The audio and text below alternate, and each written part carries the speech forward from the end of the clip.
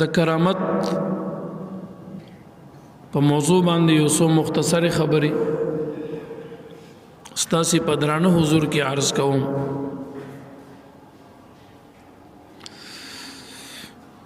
کرامت دا یو امر خارق العاده، د عادت د عرف نه خلاف یو کار کول. داسې یو کار چې عام انسان هغه سي کار نشي کولای، خلاف عادت کار وي، د عادت شلون کې او د عادت مخالف یو کار وي. او دغه خارق العاده کار د یو متشرع انسان، د یو مؤمن مسلمان چې د اتباع کوونکي د نبی کریم صلی الله علیه وسلم مبارک د سنت وي او متشرع وي، د لاس نه صادر شي، نو دغه تویل شي کرامت. دا کرامت یو عزت ته چې الله تبارک وتعالى اولیاء کرام ته په دنیا کې ورکړي. عموما دا کرامات د هغه اولیاء نه صادریږي کوم چې په تکویناتو کې زیات کارونه کوي. د کرامت په باب باندې مختصر یو څو خبرې بکو. کرامت د اولیاء دا حق دی، او منکر د کرامات د اولیاء نه دا منکر د قران دی. څوک چې انکار د کرامات د اولیاء نه کوي، نو دا انکار در حقیقت د قران نه انکار کوي. قران عظیم الشان کی رب کریم د بی مریم کرامت په قران عظیم الشان کې الله تبارک وتعالى هغه ذکر کړی دی. دغه کرامت الله تعالی ذکر کړی دی په قران کې. دغه رنګ په قران عظیم الشان کې رب کریم دا آصف ابن برخیا رحمه الله کرامت هم الله تبارک وتعالی په قران کې په سورۃ النمل شریف کې بیان کړی دی. د آصف ابن برخیا کرامت صدا ډول باندې بیانېږي. سلیمان علیہ السلام مبارک یوزل په مجلس کې فرمایل چې مال با د ملکه بلقیس تخسوق وروړي، د دریو سرحداتو نه اخوا او د یو میاش مزل نه زیات مزل ورته ډیر لري. نو سلیمان علیہ السلام د خپل مرګرو اصحاب ته مخ راوړلو. د سلیمان علیہ السلام اصحاب ټول د خدای دوستانو نیکانو چې کوم بګي خلکو ټول د خدای تعالی دوستانو. مبارک او فرمایل چې مال به دا تخسوق وروړي. د سلیمان علیہ السلام په اصحابو کې د سلیمان علیہ السلام یو کزنو، یو رشتہ دارو بروایتن، داغه نامه آصف ابن برخیا وا. دا د سلیمان علیہ السلام د ترور زویو د یو روایت مطابق، او صحابي د سلیمان علیہ السلامو. نو د مرګري ورته ترور زوی ورته ویل چې زبې درته راوړم، د کرامت په زور به درته زر وړم. نو سلیمان علیہ السلام مبارک ورته ویل څومره وخت کې به وروړي؟ وی قربان ته چې د سترګو د رب ورکینو، د سترګو د رب په مقدار کې د دین به وړاندې درته رسول حاضر کړي وي. یاد ساته دا ګوره په ظاهري اسباب باندې نو منځ کې درې سرحدات دي دا پار کول، او د تقریبا د یو روایت مطابق یو میاش مزل، بعض روایتو کې زیات خودلې شوی دی. د دې یو میاش مزل مطابق د دې یو میاش د مزل او د فاصلې په اندازې باندې دا تخ لري پروت دی، او دا دومره عظیم الشان او لوی تخو دا په وو کمرو کې بندو د ورته سینوډه بولوي زبې درته وروړم، خدا کرامت په زور به درته وروړم، او داسې به درته وروړم چې ته د سترګو له پړک ورکینو دا بستا د مخ کې ستا د سترګو د پړک نه وړاندې بستا په دې مخ کې ما حاضر کړي درته به می خو دی وی. یاد ساته دا د قران وینا ده. او دام نه چې ګینه آصف صرف دعوه وکړه چې زه به حاضر کما. قران کې الله فرمایي دی آصف ابن برخیا غ تخ بیا حاضر کو ورتا روړو ورته مخ ته ورته کې خو د سترګو د رب په مقدار باندې. د الله په کلام کې دروغ شته؟ جواب را نغی. شک پکشتا؟ دا خو د قران وینا ده. دا یو عمل د ولی الله نه صادر شو. دې ته شریعت چې کوم دی نوم د کرامت اخلي، دې ته مون کرامت وایو. یو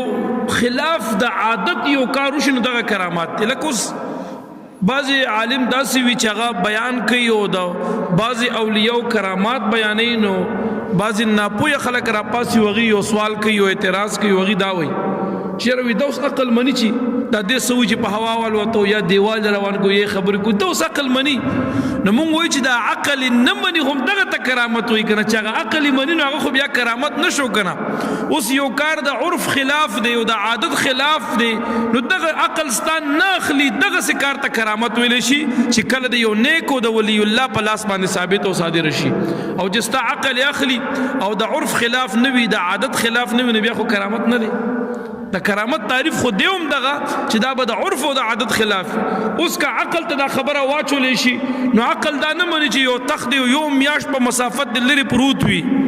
او په اوو کمرو کې د بند او هغې ته د څوکیداران ولاړ وي او دغه تخت د دریو سرحداتو نه اخوا پروت وي او د سترګو د رب په مقدار باندې هغه تخت د هغه ځای نه راوچت کړي، هلته غایب کړي او دلته حاضر کړي دی ورته، نو دا اوس عقل نه مني. ګوره عقل نه مني،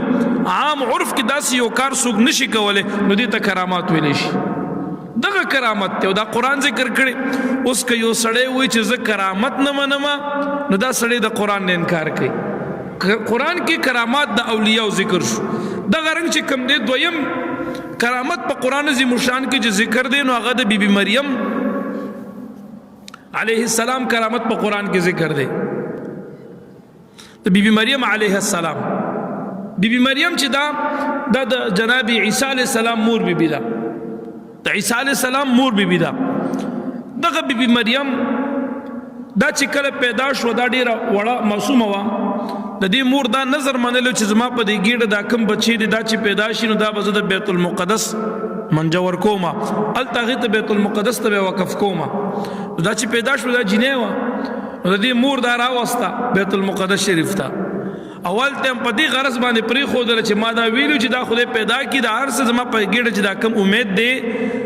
نو دا به زه بیت المقدس شریف ته وقف کومه. نو بس دا بیت المقدس ته ما وقف کا. نو چې بیت المقدس کې کم واقدارانو مشرانو نو یو ویل دا به زه ساتم، د دې پالنه به زه کوم، بل ویل زه به کوم، بل ویل زه به کوم. په دې کې یو زکریا علیه السلام د خدای نبی دی، دا د دې بی بی مریم د ترور خاوندو، دی د ترور خاوندو رشتہ دار و. نو زکریا علیه السلام راولګېدو د خلکو ته وایي دا به زه پالمه، د دې کفالت به زه کومه. نو بیا واقعه اوږده ده، زه خپل غرض له راځم. زکریا علیه السلام مبارک د دې معصومې کفالت شروع کړو. روایاتو کې دا راځي یو کمره وه بیت المقدس کې، زکریا علیه السلام به هغه کمرې ته په پوړی باندې راکوشو، لاندې وه دروازه به یې کولو که نو زکریا علیه السلام مبارک دا معصومه پکې ساتلې وه، د دې خدمت او حفاظت به یې کولو. خو قرآن کې دا وایي چې زکریا بی بی مریم کله رالویه شوه لږه راښه شوه نو دا بی بی مریم ته به چې کله زکریا علیه السلام په ښکته به راغې او کمره به یې کولو کو به یې کته نو د بی بی مریم سره بې موسمه میوې پرتې وي.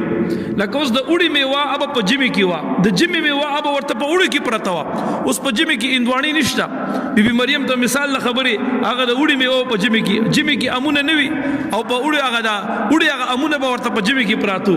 او دغه رنګ چې کوم دی په ژمي کې مالټې وي، په اوړي کې مالټه نه. مثال له خبرې هغې ته به دا مالټې هلته په هغه سیزن کې ملاوي دي،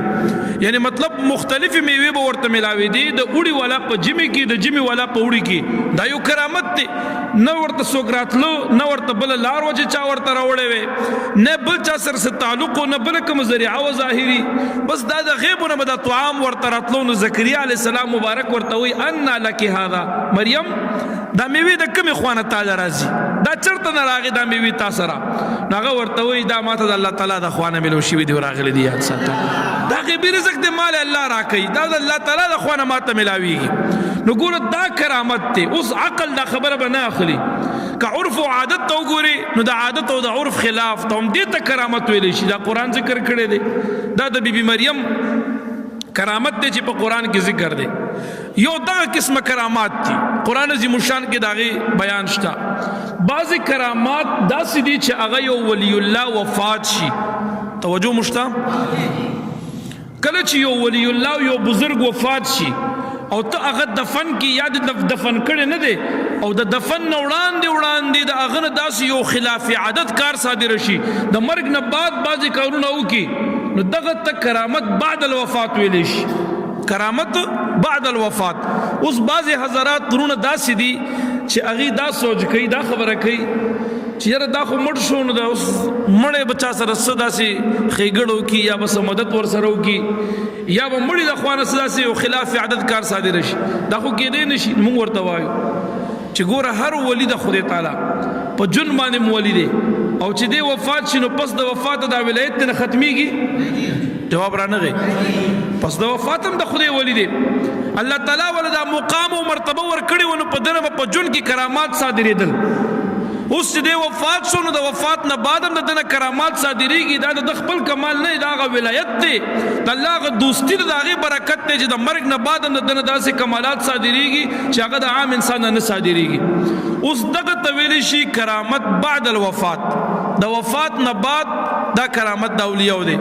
اوس په دې باندې تاسو ته زه کرامات باندې تاسو ته زه حدیثونه او دلیل ذکر کوم چې د وفات نه بعد د اولیاء نه کرامات صادرېدی شي که نه شي صادرېدی. نو زه به درته دا ووایم په دې تمامو اولیاءو کې په امت د نبی علیه السلام کې د تمامو اولیاءو سر فهرست او د ټولو سردار او بعد الانبیاء چې هغه درجه او مقام لري او خلیفه اول علی الاطلاق، خلیفه اول د نبی علیه السلام مبارک په دې امت کې چې هغه ابو بکر صدیق رضی الله تعالی عنہ دی.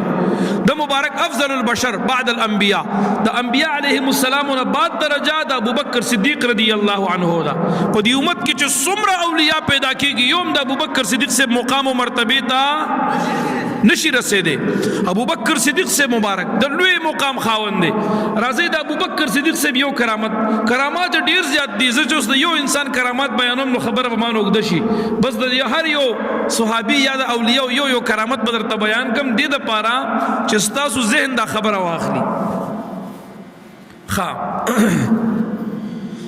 نو د ابو بکر صدیق رضی الله عنه مبارک چې کم کرامت دی نو هغه دا دی. یو ځل ابو بکر صدیق رضی الله عنه مبارک خپل لور بی بی عائشہ رضی الله تعالی عنها تو فرمایل. بی بی عائشہ ابو بکر صدیق سے لور و د نبی علیہ السلام مبارک بی بی وا امهات المؤمنین کی راضی ازواج مطهرات د نبی علیہ السلام نا یو بی بی عائشہ رضی اللہ عنها. نبی علیہ السلام دا اول یار غار ابو بکر صدیق سے دی خپل لور بی بی عائشہ ته وای چې زه وفات سما نو زما د وفات نه بعد زما د میراث ستا د دوه ورونو او ستا د دوه خويندو په درمیان کې صحیح او برابر تقسیم کا. نبی بی عائشہ رضی اللہ عنها حیران شوا، ډیر زیات حیران شو. پلار ته وای چې بابا دا خو ټیک د چې زما دوه وروریان دي، دا خو ټیک شو. تاسو ویل چې د دوه وروریانو او د دوه خويندو په درمیان کې تقسیم کا. نو زما ورونه دوه دي خو خويندې می خور می یو ده، بل خور خو می نشته، زما یو خور ده چې بی بی اسماء نامه ده. او تاسو وایي چې د دواړو خويندو په درمیان کې برابر تقسیم کا. نو ابو بکر صدیق سے مبارک ورته فرمایل چې ستا د مور بی بی په ګیړه باندې اوس یو امید دی چې دغه امید پیدا شي نو دا به جنیوي، دا ستا خور ده او په دغه خپل خور باندې زما د میراث نه پوره حصہ برابر ور تقسیم وګرځولې کا. یاد سره هغه وخت د الټرسون نو کنه جواب راکړي نو کنه. نن سبا خو د څلورو میاشتو نه بعد زنانه لا الټرسون نو کې بیا څه آسان د دې لګي چې په ګیډه باندې امیدوار پریګننټ دی دا فیمیل دی کدا میل دی دا صدیق خپل اندازې لګولې په حالاتو باندې.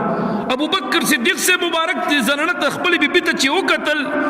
نو بی بی عائشہ رضی اللہ عنہا ته وایي چې زما د کور والا په ګیډه امید دی او دا جنې ده او دا چې پیدا شي دا به جنې وي. نو زما د وفات نه بعد چې کله میراث تقسیموي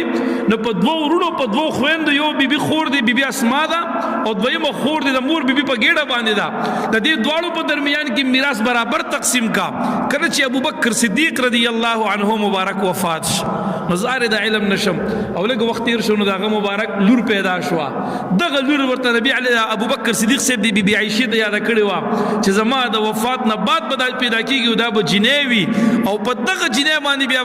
میراث برابر تقسیموي. تاسو چې څنګه تاسو درې کسان دا نور اخلي د کرنګ بدیل هم میراث ورکوي برابر. نو ګوره دا د ابو بکر صدیق سے بعد الوفات یو کرامت دی. مبارک وفات شو خو د هغه د وفات نه بعد هغه چې څه ویلي په جون کې د هغه د وفات نه بعد هغه خبره بعینه او هغه ثابت وګرځېدله. یاد ساته په ژوندونیم کرامت او داغه مبارک د وصال او وفات نه بعد هم دا یو کرامت د ابوبکر صدیق رضی الله تعالی عنہ مبارک دا د ابوبکر صدیق سے مبارک یو کرامت شو دا حدیث شریف چې ما بیان کو د لوی دورې شپږ کتابونه د احادیث دي بخاری مسلم او ابن ماجه ترمذی نسائی ابو داود تشبک کتابونه دي په دې شپږو کتابونو کې یو کتاب ابن ماجه دی دا حدیث د ابن ماجه په حاشیه باندې باقاعده ذکر دی دا ابوبکر صدیق سے دا کرامت ابن ماجه کې ذکر دی مونږ سره حواله شته بهر تقدیر نور محدثین هم ذکر کړي ما په یو حواله درته بیان کړ ابن ماجه بیان کړي دی دویم روایت تاسو ته بیانوم د عمر فاروق رضی الله تعالی عنہ مبارک کرامت درته خایم د عمر فاروق سے کرامت سو داغه مبارک کرامت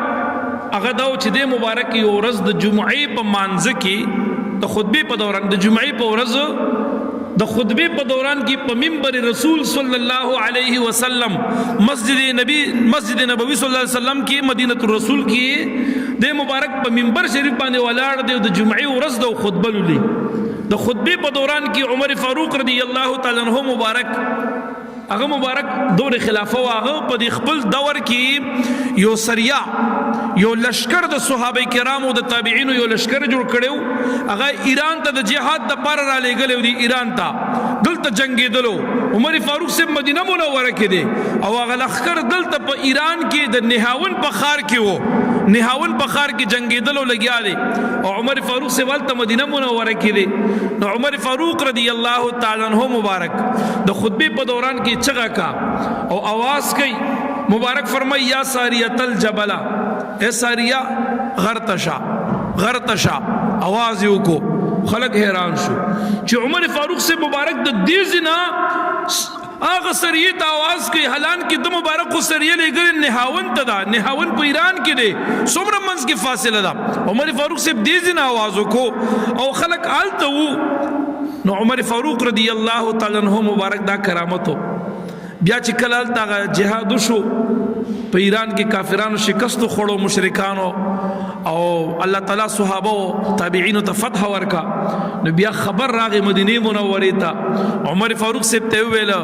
نو دی مبارک ته تاسو کو دي خلکو او صحابه ورته ویل کیسه څنګه فتح ملو شواغي ورته ویل وې د جمعې ورځ او موږ دلته جنگیدلو او مخامخ لګای موږ جنگ کو د شاده خوانو دشمن راغی په موږ حمله کوله د شاده خوانو دشمن په موږ باندې هوا کېدو شاته غرم وو نو په دې وخت کې आवाज د عمر فاروق سے راغی او موږ په دې خپل وګو اوریدو او عمر سے وویل چې غر تراتوشه ساریه غر تشا وای موږ زر دې غر طرف ته چې متوجه شو راتوشه نو د شاده خوانو دشمن مقابله موکا نو مخینم دشمن له شکست ورکو د شانم ولا شکست ورکو الله موږ ته فتح او نصرت را نصیب وګرځول یاد سات زمونږ د فتح هغه سبب چې وو هغه د عمر فاروق سے دغه आवाज نه راوا د عمر فاروق سے دغه امدادو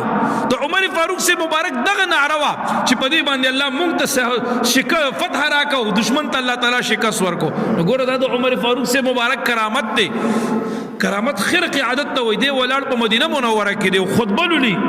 او د خبريږي د اغه نهاوند د ایران د نهاوند خبريږي دا غ لشکر نه خبريږي او د مبارک اغي ته आवाज کوي د आवाज د دې مدینه منوره نه ایران ته نهاوند خار ته بغیر د موبایل نه بغیر د سټلایټ نه بغیر د ټلیفون نه بغیر د لوډ سپیکر نه بغیر د ریډیو ټلویزیون نه د مبارک د आवाज ال ترسيږي او اغي اول نه د عمر فاروق رضی الله تعالی عنہ مبارک کرامت ته یاد ساته کرامت ویم خرق عادت دا عادت او د عرف نه یو خلاف کارو شي دا کرامت وي دغه ته ویل شي عمر فاروق رضی الله تعالی عنہ مبارک د مبارک یو روایت مې دی بل ذهن تراغ بیان کما چپ پاتش په بیان کم د امام فخر الدین رازی رحمه الله په تفسیر کبیر شریف کی یو روایت ذکر کړی دی او ډیر خسته روایت دی امام فخر الدین رازی فرمائی رحمه الله وی یوزل عمر فاروق رضی الله عنه مبارک مکی معظمه تراغی تے مبارک په مکه معظمه کیو د عمر فاروق سے دور خلافه دا عمر فاروق سے مکی معظمه تراغی په مکه معظمه کې د یو کس ور تراغی وی قربان په مدینه منوره باندې زلزلہ راغا او مدینه منوره اجړه کېدله نو عمر فاروق رضی الله عنه مبارک خپل عصوار واغست امسا مبارکه او د مکی معظمې د آبادۍ نه بهر دشتې ته راووته او په دشته کې ودرېده او د ځمکې ته وایي ای ځمکې که ته د الله په حکم باندې خوځېږي وړچېږي نو زه د الله یو بنده عمر د الله نه سوال کوم چې بیا چرې په مدینه منوره نه خوځېږي په ارام شه زه به الله نه دا سوال وکړم غوښتنه به وکړم او ای ځمکې که ته په خپله مرضۍ باندې خوځېږي وړچېږي نو زه عمر ستا زور ګورم چې ته زما نه څنګه خوځې عمر فاروق صاحب یو روایت کې وایي دا خپله امسا یې راواغسته په دې ځمکې یې ولګوله او بعضې نورو علماو چې کوم دا روایت بیان کړی هغې وایي چې خپله کوړه یې راواغسته کوړه د مبارک سره کومه کوړه وه هغه راواغسته په دې ځمکې کېښوده او دې ځمکې ته وایي زه ستا زور ګورم ته د نن نه بعد زمانه د مدینې منورې په دې سرزمین له ګوشله کېږه کتاب لیکي تاریخ لیکي وي هغه ورځې نه تر نن ورځې پورې بیا چرې په مدینه منوره زلزله را نغله یاد ساته دا کرامت د عمر فاروق رضی الله تعالی عنہ مبارک دی امام فخر الدین رازی په تفسیر کبیر کې دا کرامت د عمر فاروق صاحب هغه مبارک ذکر کړی دی دا غرنګ د عمر فاروق صاحب مبارک یو کرامت در تبل بیان کما د عمر فاروق صاحب مبارک په دور کې مصر دغه علاقې دغه چې کله فتح شوی وي او دغلته د عمر فاروق صاحب په دور کې دغلته یو سینو هغې ته به رودینیل ویلو دغه رودینیل یو روایت کې داسې راځي دی به د دغه علاقې خلکو هم دا یو رواج د سیند به په کال کې به یو ځل دی ودرېدو نه به روانېدلو دی به ولاړو دا خلک به پریشانه شو نو د دې د جاهلیت د زمانې طریقه دا وه چې د خلکو به یو پیغله جینۍ ینګه پیغله جینۍ ښایسته حسینه جینۍ به یې راواغسته هغې ته به یې ښکلې جامې واچولې هغه به یې کالي به یې ورته واچول ښه ډول و سینګار به یې وله وکړو بیا به یې دا جینۍ راواغسته او په دې سیند کې به یې واچوله نو اوبه به روانې شوې دا جینۍ به هم ورسره مړه شوله اوبه به یې یوړله ختمه او دې دا سیند به بیا روان شو بس د جاهلیت د دور نه دا یو طریقه وه د دې رودینیل باره کې د کوم چې په مصر کې و اوس دغه روانېږي نه یا رودینیل یا بحر قلزم وغیرہ اقوال پکې شته دا اوس روانېږي نه د عمر فاروق صاحب په دور کې د علاقې فتح شوي دا سیند دغسې ولاړ دی د خپل روټین مطابق نه روانېږي د هغه علاقې چې کوم گورنر دی هغه عمر فاروق رضی الله عنه ته خط راولېږلو چې قربان دا سیند ولاړ دی دا خلک یو جنایت تیاری دی کې چې ما د جاهلیت د زمانې هغه رسم نه دا خلک منع کړ سیند نه روانېږي اوس دا خلک مجبور دي د دې علاقې نه کډې کولو باندې نو قربان څوک ما تاسو ماته یو رایه راکوئ تاسو زموږ رهنمایي وفرمایي په دې خبره کې نو عمر فاروق رضی الله عنه ورته یو خط لیږلو بسم الله الرحمن الرحیم مبارک ورته لیکل چې دا خط د عمر فاروق صاحب د خوانه رودینیل دا د مصر نیل ته چې کوم دا خط ما ولیکلو هغه قاصد له خط ورکو ودا والا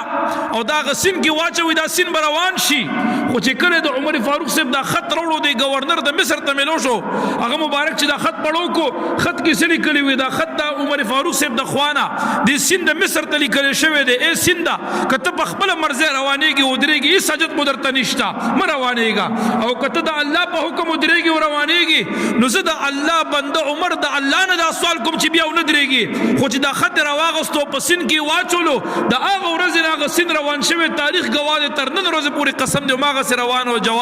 روان او دوان دی او مکهسې جاري و ساري ګرځېدلی دی یاد ساته دا د عمر فاروق سے مبارک کرامت دی دا هغه مبارک دا یو کرامت و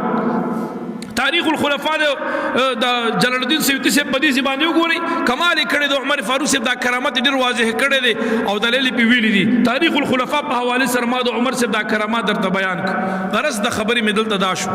ما نه خبر وګدیږي چې د یو صحابي بشماره کرامات بیانوم کې سړی روګدیږي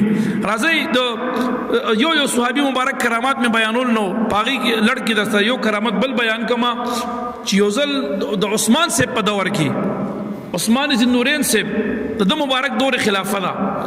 او د مبارک یو ځل د ویخي په حالت کې د چې کله محاصره شوی دی دغه بيدین خلکو خوارج محاصره کړو نو د عمر فاروق رضی الله تعالی عنہ مبارک دا روایت چې بیانوم المحنت دا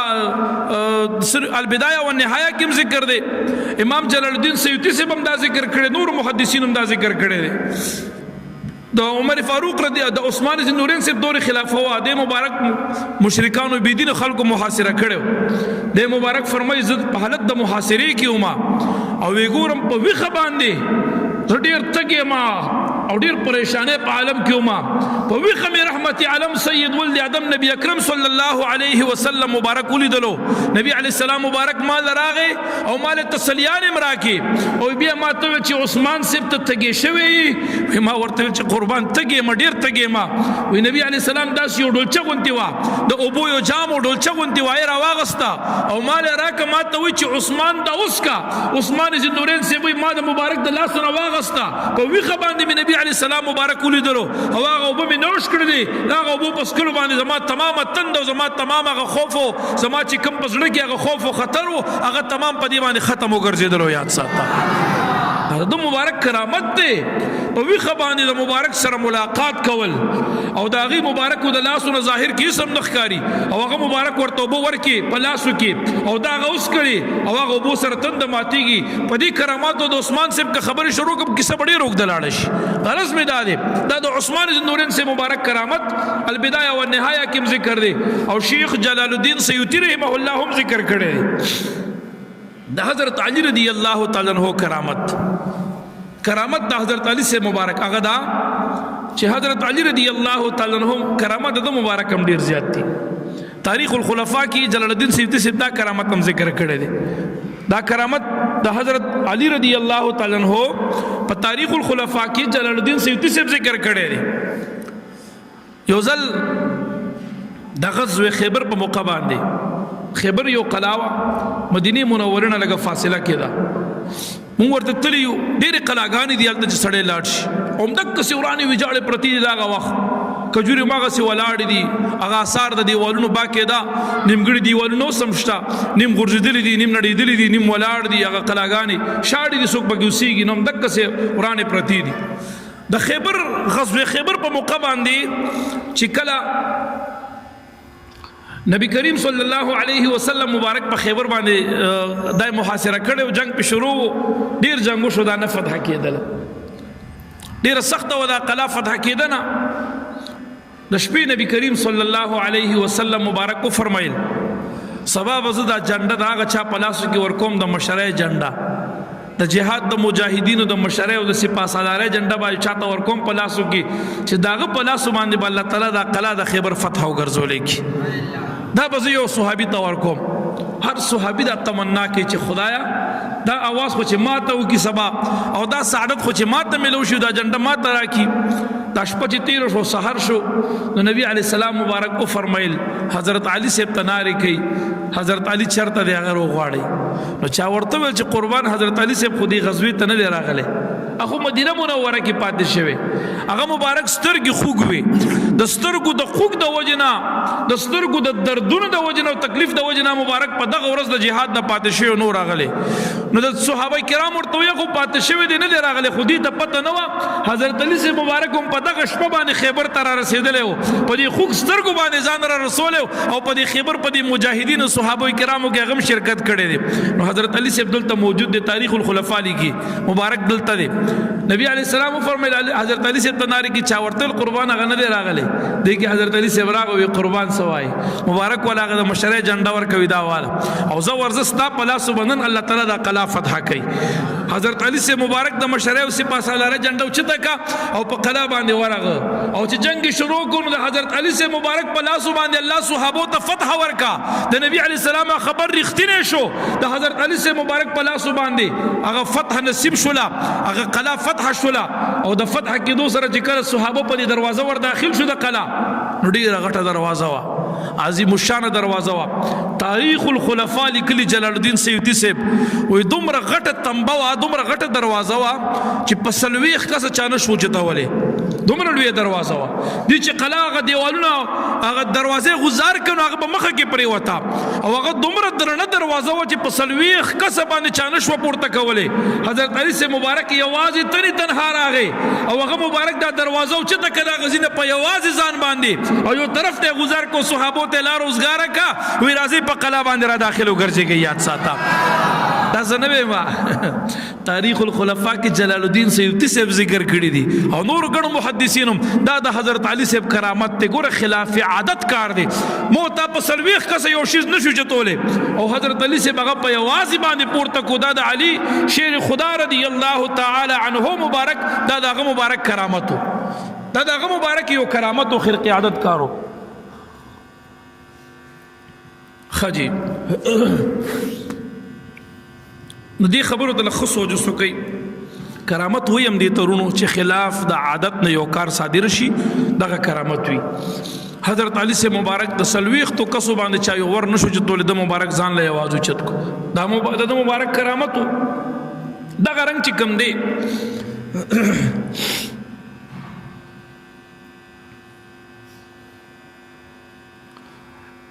حضرت عبداللہ ابن عمر دا یو صحابی دی دغه روایت ته د بارک راضی حضرت طلحہ بن عبداللہ نے روایت ته رضی الله عنه فرمای دی وی ما یوزل ارادو کو جز دشت و سارا تلاړ شم التزم سمالو دی وی چې ذکر التلاړم ما باندې شپراغنو ما پاغه دشت او بیابان کې شپکه ولا الته چې کوم دی قبر د عبدالله ابن عمر رضی الله تعالی عنہ عبدالله ابن عمر ابن حزام د مبارک قبرو دا د احد په میدان کې شهید شوی و چې زال ته لاړم هغه دشت ته او وزال ته ورغم نو امام باندې شپه راغنه مال ته شپه کوله نو زه د مقبرې سره نږدې راغم او دلته شپه تېرومه نو دی فرمایي ما د عبدالله صاحب د قبر نه د قرآن عظیم شان د تلاوت آواز اوریدو او وی قسم دې دومره ښکلی آواز و چې دومره ښکلی آواز کې ما د چانه قرآن او تلاوت کول نه اوریدلی په دې خپلو غوږو مبارکو مې واورېده وی چې کله سحر شو زه راغم نبي علیه الصلاة والسلام مبارک ته مې کیسه بیان کا وی نبي علیه السلام راته وویل چې دا عبدالله ابن عمر هغه مبارک صحابي چې په جون کې د قرآن تلاوت به ډېر کول او محبت به لرلو دا هغه عبدالله ابن عمر صحابي مبارک دی او د مبارک په خپل قبر کې تلاوت کول او تا دغه د قبر مبارک نه تلاوت اوریدلو یاد ساته بعد الوفات کرامت ته دا تفسیری مظهری ذکر کړي په دویم جلد کې قاضی ثنا الله پانی پتی مظهری سے په تفسیری مظهری کې ذکر کړي دي چې دا د عبدالله ابن عمر سے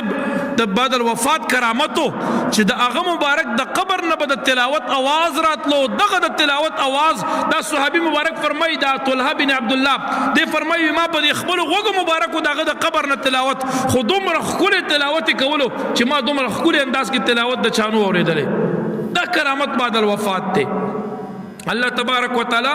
بعض نیکانو ته یو کرامت ورکړي لکه څنګه چې عبدالله ابن عباس رضی الله تعالی عنہ مبارک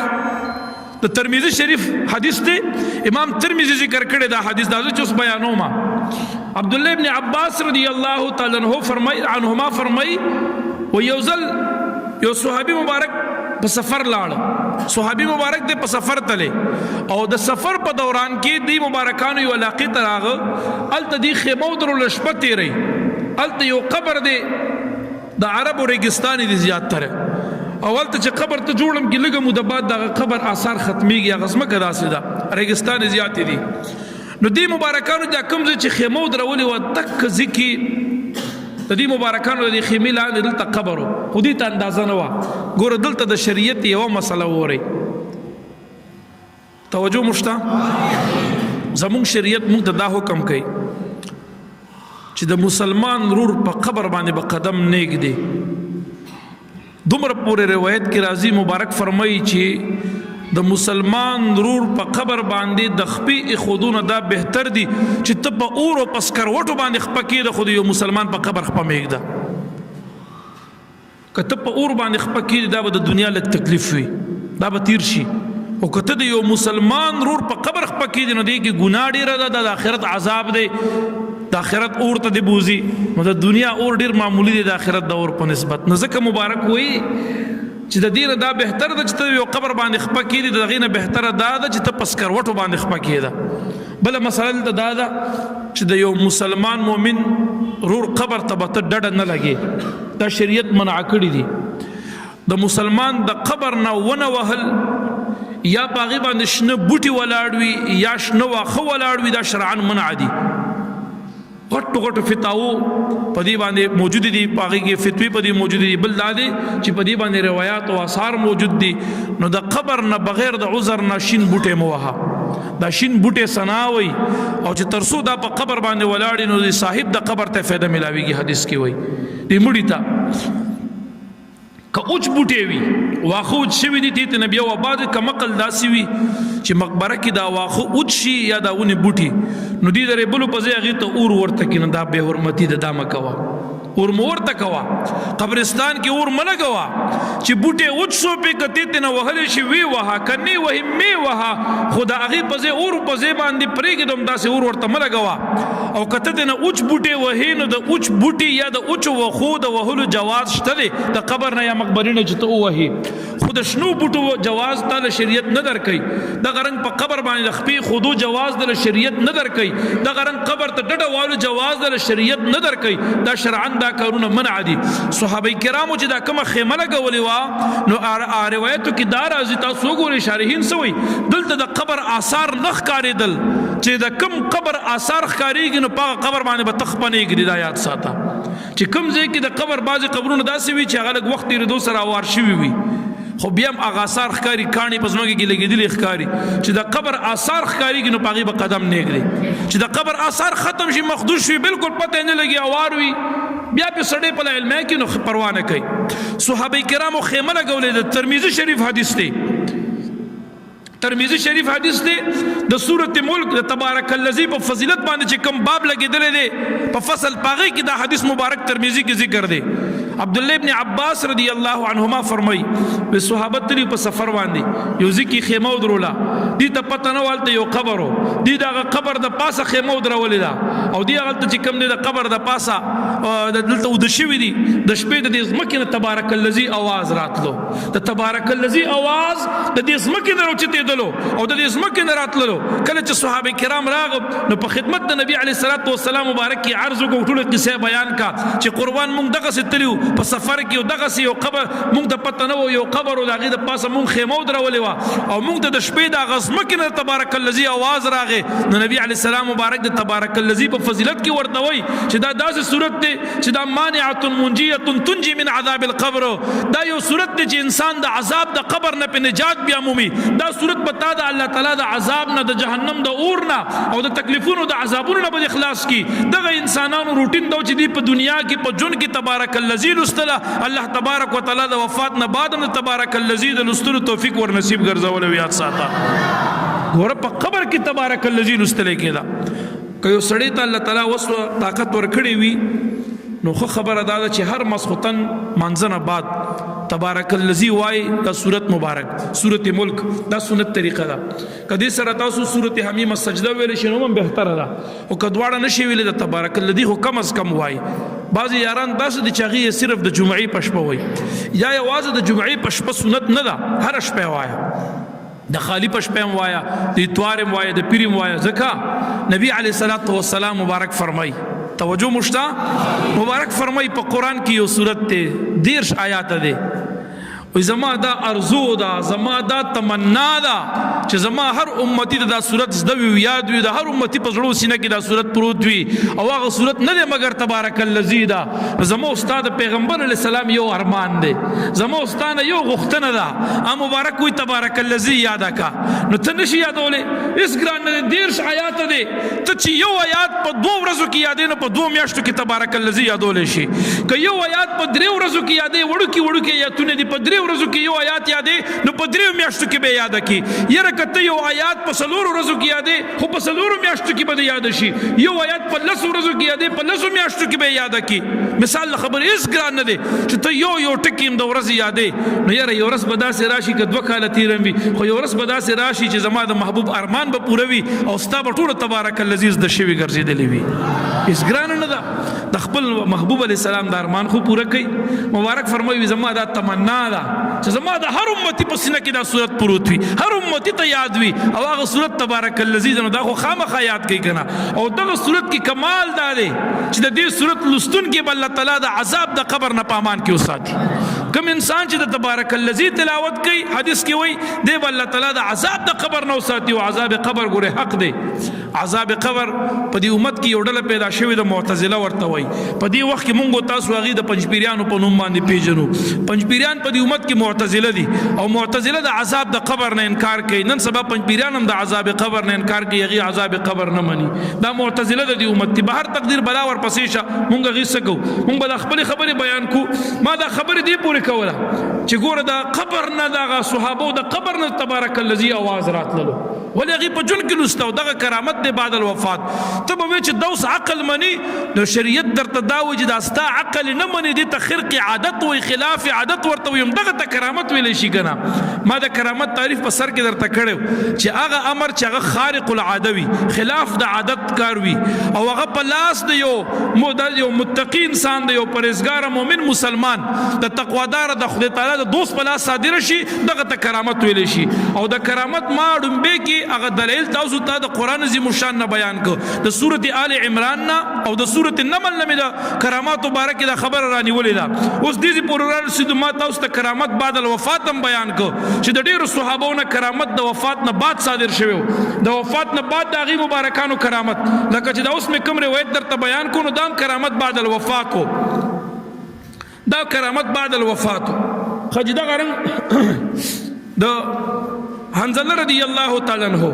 حنزله یو صحابي مبارک د واده په اوله شپه باندې د مبارک خپل ناوې په کور کې پرېښوده چې خبر شو چې رحمت عالم په میدان د جهاد کې دی، نو د مبارک هم داسې رامنډه کا، غسل ته ضرورت ته د مبارک بدن هم پاک نه که، غسل یې ونه که، هم په دغه حالت کې راغو. دومره عاشق په نبي علیه السلام دی چې په میدان د جهاد کې په نبي علیه السلام دا خپل سر قربان که، خپل تن پې قربان که، خپل وینه ورکه، د الله د محبوب نه ځان قربان کو، ځان شهید که، او د خپل اول شپې ناوې په کمره کې پرېښودې وه. دغه حنزله رضی الله عنه مبارک چې شهید شو، نو د مبارک د غسل لپاره اوس د مبارک په حالت د جنابت کې د بدن ته د غسل ضرورت و، نو د غسل لپاره د کرامت دا چې الله تعالی د اسمان فرشتې راولېږلي او د فرشتو په لاس د مبارک د غسل ورکه، او بیا نبی علیه السلام د هغې خبر صحابو ته ورکه، وی زما حنزله له د اسمان فرشتو غسل ورکه، او دغه غسل نه بعد بیا دا صحابي مبارک دفن وګرځولو. یاد ساته اوس دغه صحابي ته غسیل الملائکه، هغه صحابي چې هغه ته فرشتو غسل ورکړو، حدیثو کې دا لقب ورته ملو دی د فرشتو غسل. دا د کرامت نه د وفات نه بعد کرامت دی کنه، د وفات نه بعد څومره لوی عزت او اعزاز ملاویږي چې د اسمان ملائکې راځي او دله غسل ورکوي، دا به څومره بختور شخصیت وي. دا د نبی علیه السلام د غلامۍ هغه ثمره وه چې خپله ښځه ناوې ښځه د نبی علیه السلام نه قربان که، هغې پرېښوده او راغې په میدان د جهاد کې د نبی علیه السلام مبارک په محبت کې، لکه د شمې چې پتنګ دا پتنګان څنګه د شمې نه تاویږي، دک رنګ د نبی علیه السلام نه تو راتاو شو او ځان قربان که، د اسمان ملایکې راغی دله غسل ورکه. نبی علیه السلام د دغه غسل هغه خبر صحابو له ورکو چې دا صحابي د اسمان فرشتو ولمبولو، دته د غسل ضرورت و، فرشتو وله غسل ورکو، دا موږ په جنازو کو دفن هم که. دا د کرامت بعد الوفات دی. دغه رنګ یو صحابي مبارک دی، دغه د وفات نه بعد کرامت وری.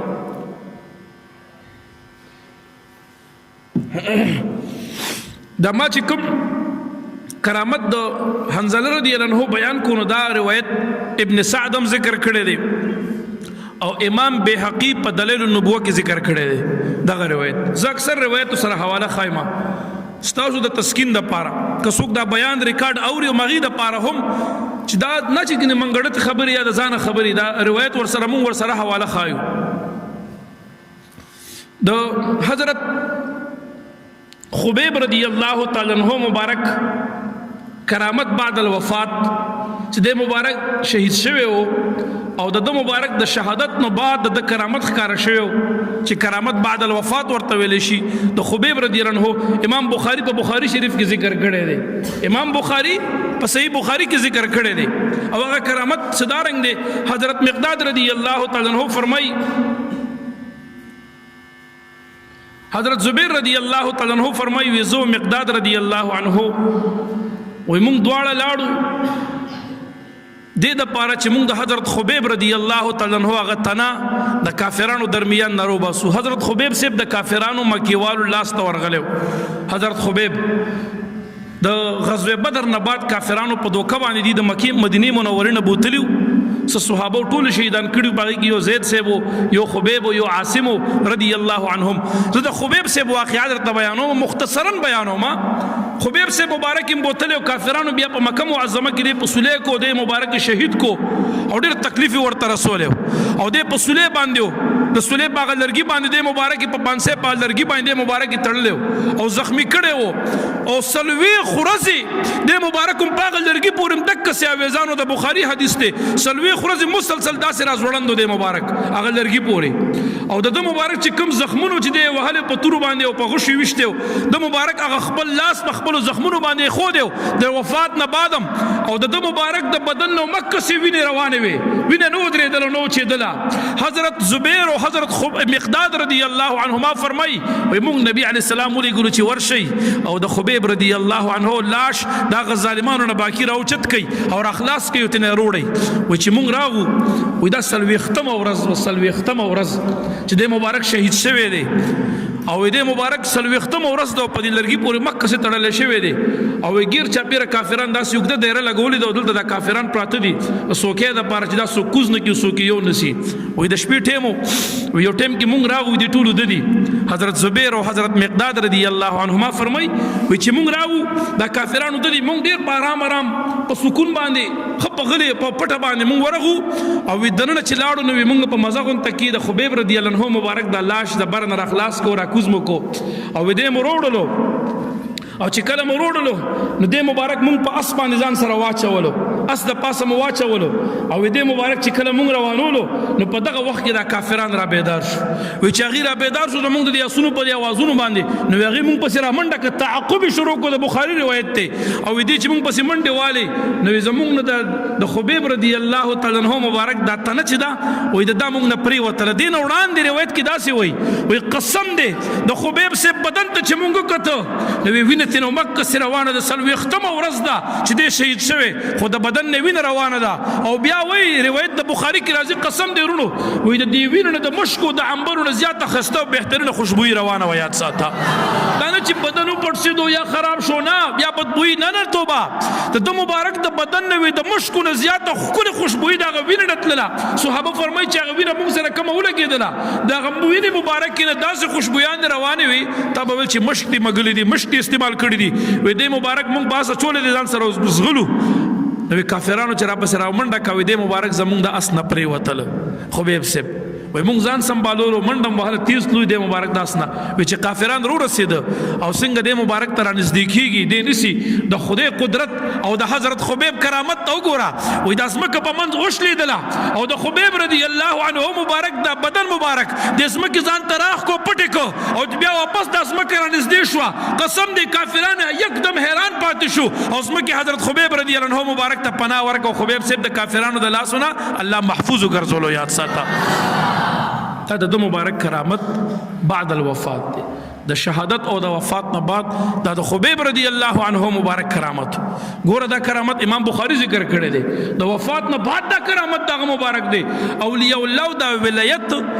او د انبیاء او د نبوت دا په مرګ سره نه ختميږي په جون کې ولا خدای ولایت ورکړي نو غینه کرامات صادریږي نو دی چې وفات شي نو د وفات نه بعد هم دا کرامات صادریږي دا د کرامت چې صادریږي دا د ولایت په وجه باندې او دا ولایت خو د مرګ سره نه ختميږي اوس که یو سړی وي چې نه مرګ سره ختميږي نو تاسو نه تاسو کوم چې نبی علی السلام مبارک ژوند دیو د خدای نبی چې اوس وفات شوی دی نو د خدای نبی نه دی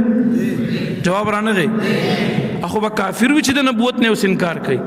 مونږ تاسو اوسم وایو محمد رسول الله صلی الله علیه وسلم محمد صلی الله علیه وسلم د الله رسول دی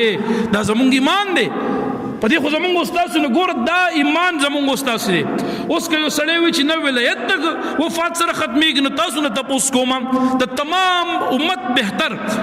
افضل البشر بعد الانبیاء د تمام انبیاء نه بعد او خلیفہ اول د نبی علیہ الصلوۃ والسلام مبارک اولنی خلیفہ بلا فصل هغه ابو بکر صدیق رضی الله عنه دی هغه مبارک وفات شوی دی اوس تاسو نه تاسو کوم د خدای ولی دی کنه دی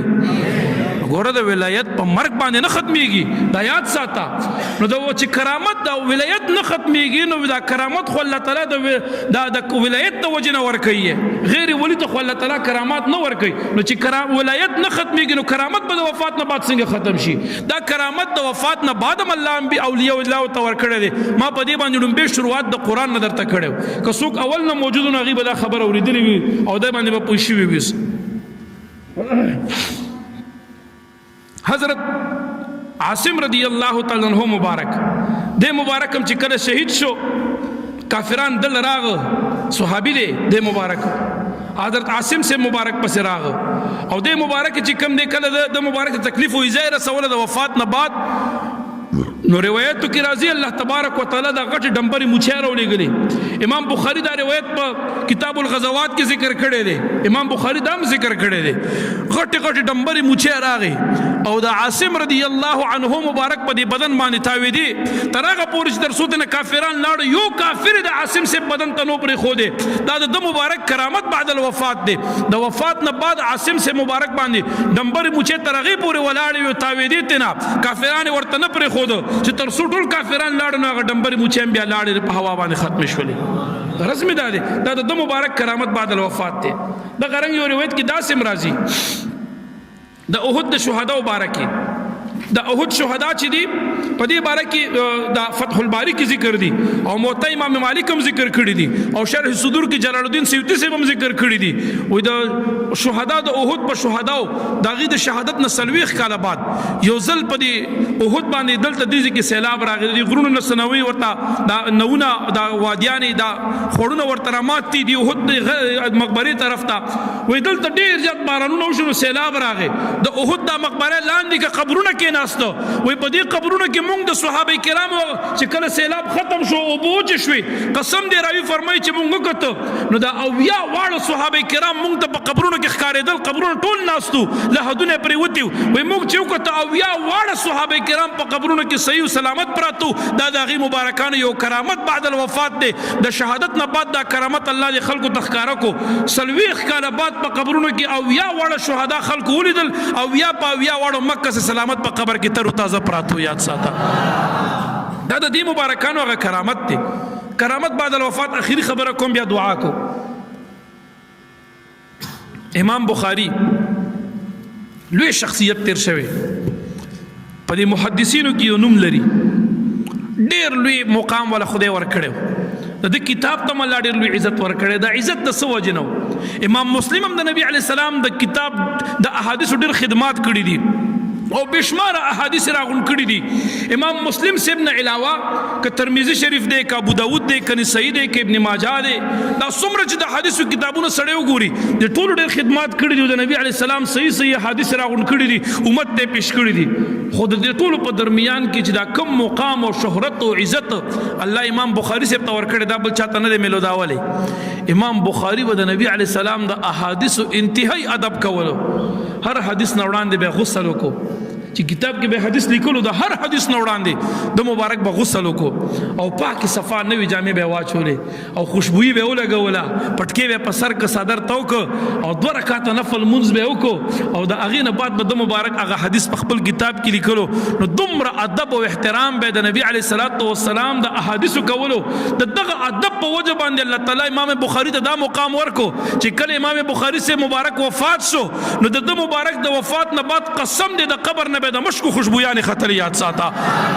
د علاقې د زمانه خلق براتلو د خوشبویه د پاره به د امام بخاری د قبر خوره واغستا د امام بخاری سے د قبر خوره به واغستی او دا به یوړي د مشکو د خوشبویه د عطر په ځای د نور خوشبویانو په ځای به د خوره استعمال ولا سحر به شاګردان راغ د امام بخاری سے قبر به جوړ کو روایت کې وای چې ما ذکر کېدو به قبر به بالکل ورشه خلکو به ټوله خوره چلولې په لګ لګ باندې هغه به بیا راغ قبر به جوړ کو خلک به سحر کېدو بیا به خلکو ټوله خوره چلولې د خوشبویه د پاره د لری لری لاقونه به خلک راتلو په دې ترتیب باندې دی به قبر جوړولو خلکو به خور وړا ختمېدو به امام بخاري شاګردان تنگ شو ټول راغونډ شو الله ته وجړل منځونه وکړه لاسونه پورته کړه دعاګانې کې زاری کې چې خدایا زمونږ د استاد دا کرامت نور بس کا خدایا عالم ومنلو الہ العالمین بس نور د قبر د خوشبویانې بند کا دې لپاره چې خدای سينه زمونږ د استاد د قبر نام نشان پاتې نشي هر سړی ته خور وړي داسې وخت براشي چې بیا به څوک جوړیم نه بیا به څوک جوړیم نه نن سبا خوازم خلک د اولیاء دشمنان دي بیا به خلکو نه امام بخاری سے قبر رکشي څوک به پیژنې نه الله تعالی دا شاګردانو دعا روایت کې وی قبول کا او د امام بخاری سے د قبر خوشبویم پا اورس باندې بند وګرځیدل یاد ساته دا د امام بخاری کرامتو چې داغه د وفات نه بعد د قبر د خور نه د مشک خوشبویان خطرې دا غپ نه دی رونو غرض د خبرې مداله زمانه نه چې کوم موضوع هغه په کرامات د اولیاء باندې وا او کرامات د اولیاء حق دي ما په د قران د سورته نمل او د سورته آل عمران نړم بدل درته ویل او دا غینه بعد ما د بخاری شریف د ترمذی شریف د ابن ماجه او دا غینه علاوه د نور غنو محدثینو د کتابونو په شمول باندې ما تاسو ته حوالو سره د دلیل بیان کو چې کرامات د اولیاء په جن باندې حق دي او پس د وفات نم حق دي د قران